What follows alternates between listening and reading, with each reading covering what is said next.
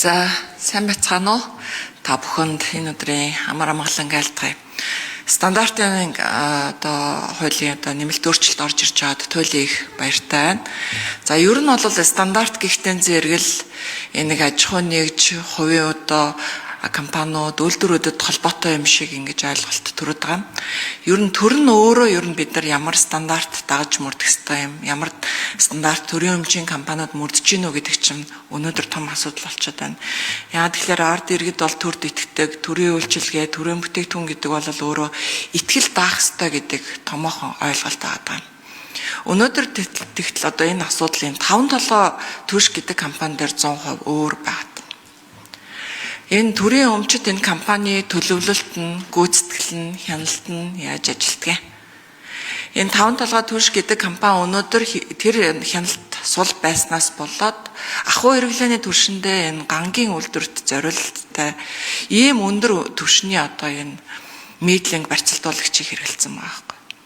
Үр дүнд нь болохоор маш их олон хүний амь нас, эрүүл мэнд, төсвийн асар их том өргөө зардал болсон.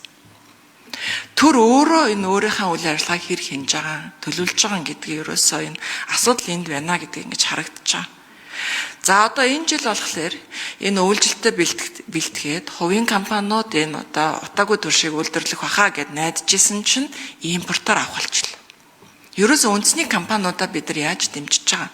Стандарт хэмжил 100 газар стандарт Монгол улсад байдгийн бол энэ стандартаа үндэсний үйлдвэрлэгч компаниудад өгчих. Энэ стандартыг чинь дагаад бид нар үйлдвэрлэж чадна. Угаасаа 5 толгой түвш компанийг нэгдгээс өмнө маш олон үндэсний компаниуд байгуулагдаад өөрсдийнхаараа утаагүй түвш үйлдвэрлээд эхэлж ирсэн шүү дээ. Тэрийг төрийн өмчийн компани орж ирээд шууд байхгүй болгосон. Одоо өөрсдөө үйлдвэрлэж болохоо ойлгонгууд шууд гатнаас захиална. Ийм баймаргүй байна. Тэгтэн зэрэг стандарт гэдэг бол ерөөсөө төрийн өөрийнх нь байгууллагууд дээр яаж энэ төлөвлөхийг яаж гүйцэтгэх хянах юм. Стандартын байгууллагууд нь яаж ажиллах юм.